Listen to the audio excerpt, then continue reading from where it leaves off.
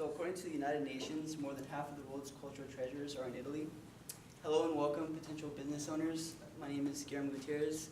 This is Luciana Hurtado, Dominic Foe, and Guadalupe Gamino. And today we're going to talk to you about the strengths and weaknesses of doing business in Italy. And I will be covering, and we're business owners. I will be covering the market, Italy's market, economy, culture, infrastructure, and then we'll finalize with recommendation of whether or not to do business in Italy. So again, my name is Guillermo, and I'm going to do market. In market, I'm going to do the major industries, and then I will go on to talking about imports and exports, and then tourism. So for the major industries, we have tourism, machinery, clothing, and as you can see right there, the agriculture is not very, they're not really big on agriculture. It's only up in the north, and they employ 3.9% of the workforce. And it's only done in the north, like I said. In the south, it's mostly for subsistence purposes. And for the north, they also do most of the production, which is done by 90% is done by the private enterprises. And that's according to CAA.gov page. The major cities for industry are Turin and Milan. Turin is the major city for the manufacturing, and Milan is the business and fashion capital. And their service sector make up 72.2% of their GDP as well.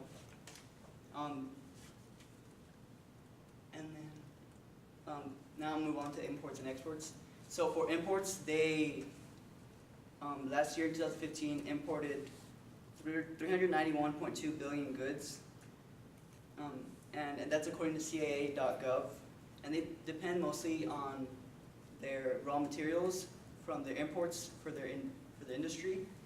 And since they also do not have oil, they also rely on that for their household energy demands. And in 2015, the mineral imports were the largest category. Also, since they are part of the European Union, they take advantage of the Federal Trade Agreement, in which they can do trade with certain countries like Australia, Canada, South Korea, to name a few, Turkey, Israel, and the major ones, as you can see, are like Germany. They had 15.4 in exports, and in imports they had, I believe, was 12.3, I think. And then here's some graphs, as you can see. Okay, and for tourism, so for tourism, they are well renowned, and they are the 5th most visited country in the world. And that's according to the World Factbook. And they have like a lot of cultural heritage, a lot of things like the Colosseum in Rome, the Leaning Tower of Pisa, and their market value grew 3.9% in 2015, and they make up 25% of the European Union tourism and travel. So according to MarketLine.com as well, they expected to grow 2.4% each year. Of the tourism, restaurants make up the largest segment. It's 46.8%. A fact that I also found out is that there are more people that visit the country than there are that live there. So 76.3 million people visit the country each year, and the population is 61.2%.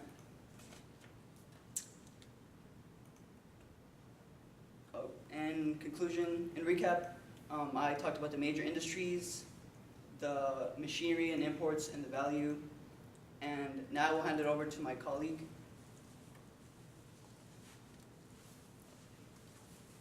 Hi everyone, my name is Luciana again, and I am a family restaurant owner in the city of Florence.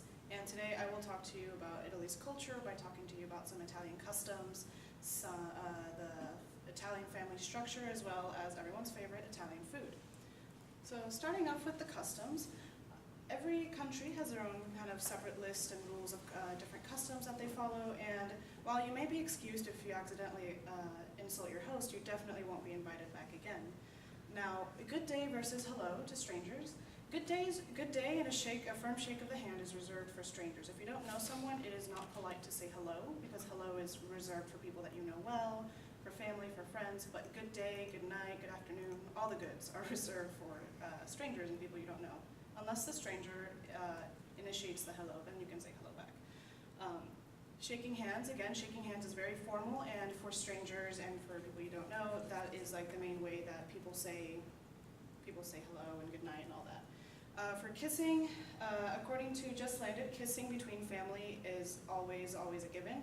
Now calm down, it's not romantic kissing the way that you guys think. You know, it's the cheek kissing and the mwah mwah going on, you know. When kissing is a way to show affection as well as a very affectionate way to say hello. If a lady offers her cheek, then you are supposed to kiss the higher end of her cheek. The higher end of her cheek is like less personal. So, and it's not really kissing as more as it is brushing of the cheeks and kind of just making the noises. Members of the opposite sex kiss on the high cheek, while members of the lower sex, not the lower sex, yikes, members of the same sex just kiss regularly on the cheeks. Sorry about that. For invitations, if you're invited to eat dinner with an Italian family, which is a very rare honor, it's often customary that you bring a small present, you know, such as flowers, chocolates, kind of a small gift, as if to say thank you. Although you have to be careful with flowers because Italians are very symbolic and very aesthetic people, so some flowers do symbolize death, and you don't want to bring the death flower over to dinner, do you? But if you go get some flowers with an Italian florist, they'll be able to let you know what flowers are good to take. And also, for the gifts, if you're going to take a gift or something, you know, to eat or drink as kind of like a contribution to the dinner, make sure not to take anything foreign, as Italians will see that as an insult, because are you saying, oh, you're saying our food isn't good enough? Unless it's something that's really, really highly priced, like really nice malt liquor or something from another country, then that's fine, that's all right. And also, even though it's customary here in the US if you're invited to a dinner party to bring a bottle of wine or a case of wine or whatever, it's actually seen as kind of insulting to bring wine to the Italians because most likely the wine has already been chosen for the meal, and if you bring wine, that wine is not going to be served. I mean, they'll keep it probably, but it's not going to be served with the meal, so it's just kind of like one of those nuances. And according to Just Landed, it's not really good to get drunk with your host. You want to, you know, keep a very limited amount of drinking while you're eating because it is very customary in Italy that after 9:30, after dinner is done, that you, if you were a good guest, you will get invited back for wine and dessert. So don't drink too much wine because if you were good, you get to drink some more and to eat some chocolate because why not? And also, if the host does not offer you any more wine, you can never grab wine on your own. The wine has to be served to you. If the host does not offer you any more wine, then it's probably time that you should go home. For the dress code, Italians usually dress very well. They associate dressing well with your personality. You don't have to look like you work at the Ritz or you live at the Ritz regularly. But it's not really customary to wear jeans all the time or all those things. It is their thing for you to dress nice because the way that you look is the way that you present yourself as well as the things you say. Also, presentation and impression is very, very important. According to Just Landed, Italy tends to be, even though we think, oh, Italian food, all this stuff, but Italy tends to be one of the more formal countries when it comes to dress code. You will see people dressing pretty well in Italy as compared to any of the other countries in Europe. Now I will move on to the family structure. Italy is a very family-oriented country. Even though you can see here the father is at the head of the table, don't be mistaken. The mother is the one that is the most respected in the family. The mother is the one that does everything. The mother is the one that keeps the whole family together. She cooks, she cleans, she takes care of the kids. You've all heard tropes of the Italian mother. Well, they're real. She controls everything. But what is really nice about Italian families is that they all work as a group. They work as a whole. There's really no oh, once you're 18, you're kicked out of the house, congratulations, go live off on your own. The families continue to help each other throughout the years. Elders versus young elders are really highly respected, and there is a sort of a hierarchy, of course. The older the family member is, the more respect that you give to them. According to DePaul University, Again, the hierarchical structure allows older members to decide things for the family that will benefit everyone, as opposed to the younger. And for decision making in the family, usually it's 1 to 2 people that decide, so usually like the mom or the dad or the grandparents who decide what's best for the family. And according to DePauw University, communication is decentralized, and what that means is that essentially every single member gets a say. Nobody, even though there is a hierarchy of like, I guess, power, everybody gets to talk to everybody. You know, grandparents get to talk to grandchildren, everyone gets to talk openly and freely. They kind of foster this open communication within families. There's really no holding it in, like that they'll find out. So everything is out in the open, which is always really nice. And communication is encouraged between ages and sexes. It doesn't matter how young or how old, it's always encouraged. For boundaries, Italians really have no boundaries when it comes to family. Everything is out in the open, everything's together. Think of My Big Fat Greek Wedding. The culture is very, very similar to that. For example, if a groom and a bride were to marry, that groom's family is now the bride's family, and all the families like will come together, like, I don't know, as long as they're married, of course. They'll come together for generations to come. There will always be one family as opposed to just the bride's family. The family just comes together. Now, everyone's favorite food. How can I talk to you about an Italian culture presentation without talking to you about Italian food?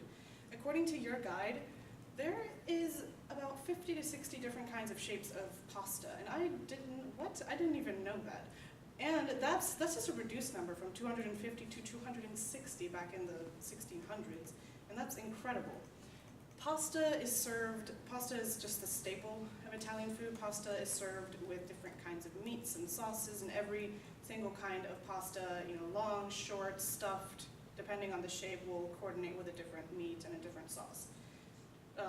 Pizza, as everyone loves, you know, you all have to thank the Italians for your love of pizza because it came from Italy. Pizza is separated into 2 different categories, Neapolitan versus Roman pizza. The pizza that's most like the American pizza is the Neapolitan pizza, which was started in the city of Napoli. That pizza is the pizza you kind of all know. It's kind of like a flatbread, you know, with cheese, the red sauce, all the goods. The Roman pizza is thinner and crustier, that's the true Italian pizza. It's, think New York style, but even thinner than that. That's the pizza that they eat over there. The pizza that we eat is just very, very heavy, but that's all right too, because pizza is yummy. And minestrone, which is a vegetable and bean soup, is also very common and very popular in Italy. It's very hearty. You only have to eat 1 big bowl of it for the entire afternoon. It's really nice.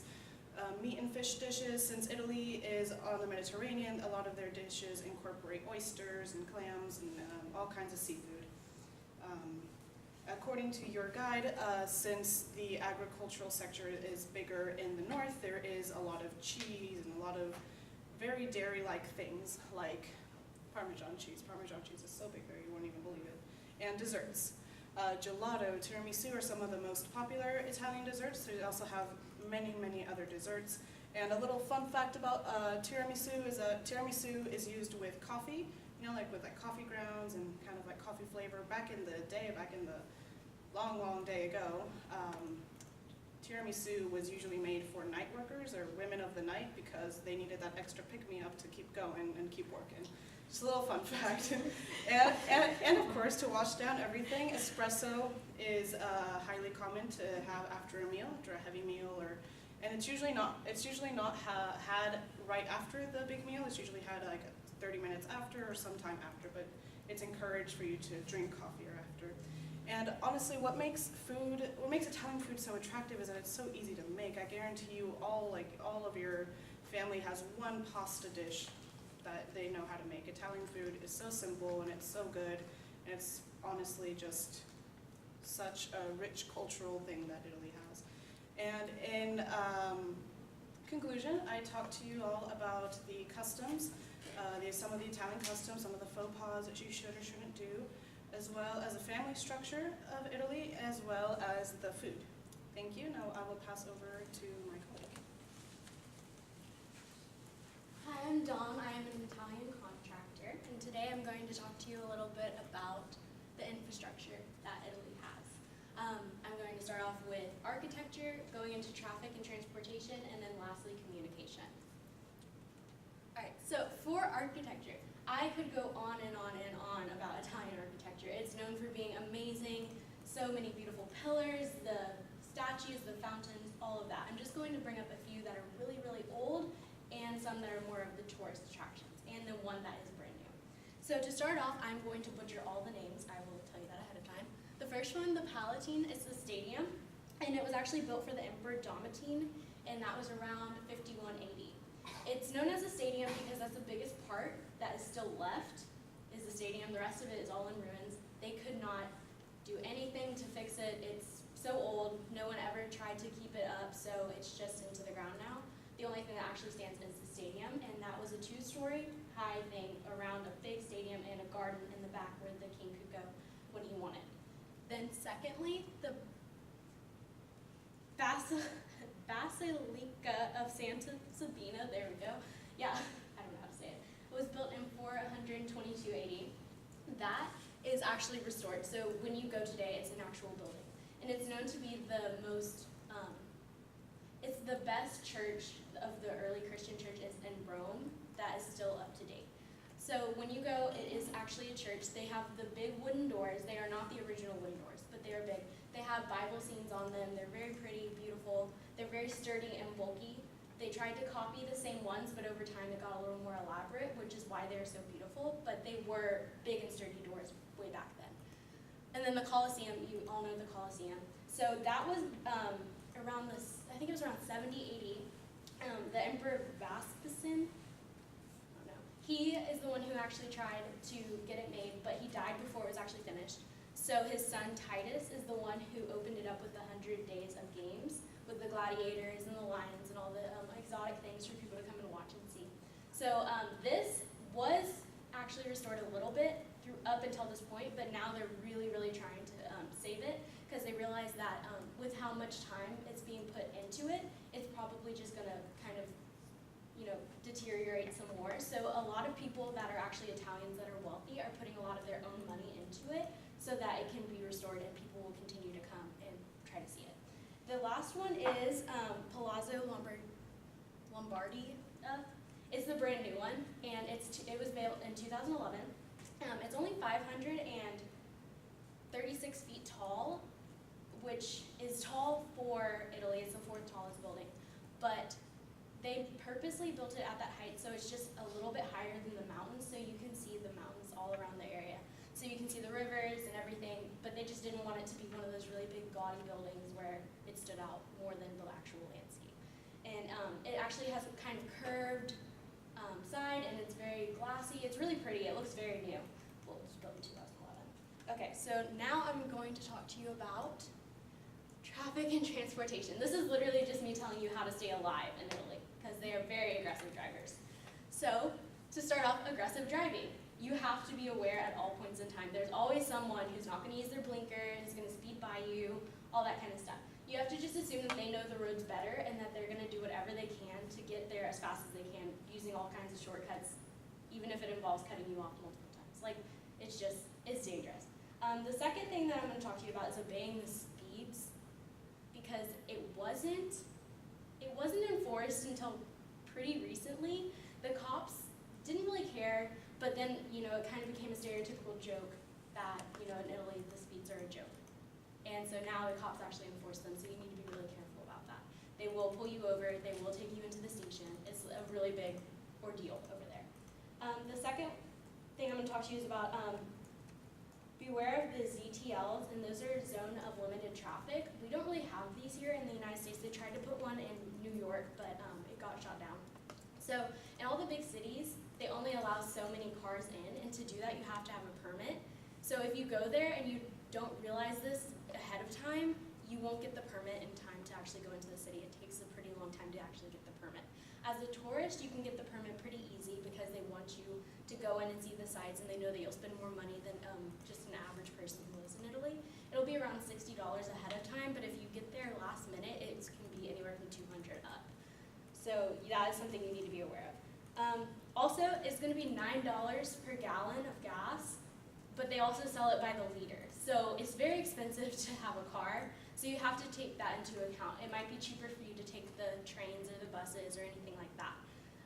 It's also just important that you have a fuel-efficient car if you decide that you are going to drive. Oh, and lastly, your valuables. It's not like here in Texas where, you know, you accidentally leave your laptop in your backpack in the back seat, and you're like, oh, it's fine, you run into HEB. Here in Italy, basically anywhere, if you leave something that is has any type of value, it will be stolen, and they will not steal it by popping your door open or anything like that. They'll bash your window, so you'll have to pay for that to be replaced. So you just have to be really aware of that, and you have to act like it's New York City at all points in time. And then communication. For introductions, I'm just going to warn you, you may be kissed, especially if you have been emailing this person, have had contact with them before. They're going to be so excited to see you face to face, they might kiss you. So just don't draw back. That would be seen as an insult. So just make sure you just go with it, act like it's fine. They will hug you. They're very touchy. They're very touchy people, but you can just deal with that. The eye contact is very vital. It shows that you're interested in what they're saying. If you kind of get distracted easily, you're going to have to watch yourself because they will kind of slow the conversation if they notice that you're looking over there a little more than you're making eye contact with them. They're very frank and open, and they're going to expect that from you too. They don't want you to, you know, kind of go around the question, try to save their feelings if you're not going to really actually go through with it. They want you to tell them right away because they view it as a waste of their time otherwise. They're also they're normally casually late. That's just the culture. So you're going to have to just realize that 15 minutes is probably about the amount of time it's going to take them to get there. So if you're going to be there at 1, they're going to be there at 1:15. It's just their culture, and that's viewed as normal there. So same thing with you. If you show up a little bit late, they're going to view that as you taking to their customs. The other thing is business relations. With business relations, it's very different. For their personal relations, they're very relaxed. They just want to talk. They have a lot of questions. They want to talk to you about your culture, all that stuff. Business relations is different. Their business is always in a pyramid kind of pattern, so you probably won't meet with the actual owner ever. It's always him and his right-hand man, and it just goes down and down and down. So you probably have to meet with someone that's like 4th up, and then you'll meet 3rd up, and then that's just how it goes. It goes up and up. You probably will never meet the boss, which is different than here in America, because here in America, the bosses normally try to actually reach out to you and talk to you about it. And then also, making contact. Making contact is going to be a little bit harder, but you just have to make sure that you send them an email. That's what they would want. And it has to have a lot of detail. It needs to have your title, what you want, what you're looking for in Italy, all that kind of stuff. Because otherwise, they're just going to be like, oh, it's a waste of my time if it doesn't have all the information that they need right then.